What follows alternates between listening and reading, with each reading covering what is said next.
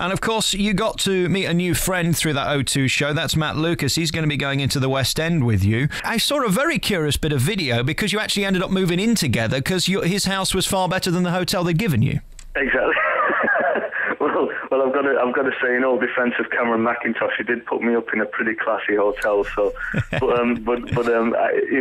said, there's nothing worse than being on your own when your family's away. My wife and my daughter were in America at the time, and he said, I've got a big house, I've got a spare room. Why don't you come over and crash? And there's a couple of other guys here, so we all muck in, and it's a bit like being a student again, really, But he's a good guy. I do a lot of cooking and then end up singing as well. Women particularly, if you don't mind me saying, Alfie Boe, seem to think that you're a nice bit of trouser.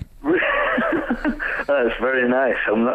I'm very flattered. How does that feel? I've never had that feeling. I don't know. I mean, I don't really notice that myself, but no, it's very kind of them to say. So I'm blushing while I'm saying all this now. But no, is there ever a moment where you stand there in the back and think, I can't do this? Because there's an incredible pressure to get it right, and a lot of people are going to notice if you don't. Yeah, I mean, you go through elements of doubt, but that's the pre-show nerves. I mean, all nerves is just wanting to do well and wanting to achieve your goal.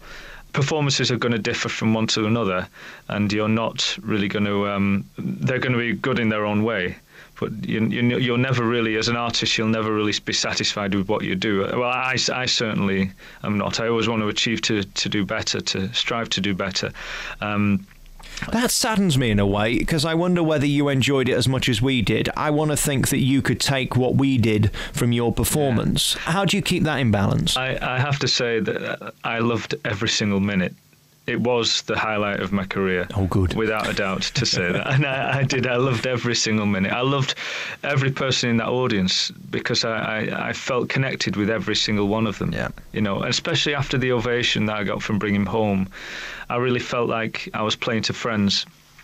What also is really interesting about those gigs, I think they're very exposing because the PA systems are so loud and big, and I think there was something like a 600-piece orchestra. How big was it? It was enormous, wasn't it? It was, yeah. It was a huge band. Just very quickly on that, is there any better thrill for a singer to have a live band behind you of that size? Because that's completely unique in show business. It is. I mean, wow. I think. I've sung with so many orchestras in my career.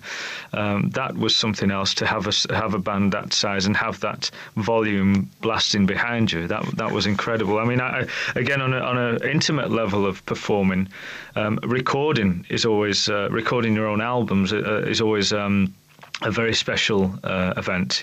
Because you get to. It's just you and the orchestra, so it really is a small, tight-knit team of people. I don't believe you can be trained whatsoever to do what you did that night. You were born singing. Maybe you've got better. There's definitely a gift, isn't there? I think you are given an ability. You are given a gift to perform, whether it's a dancer or whether it's a singer or whatever. Yourself. You're a presenter.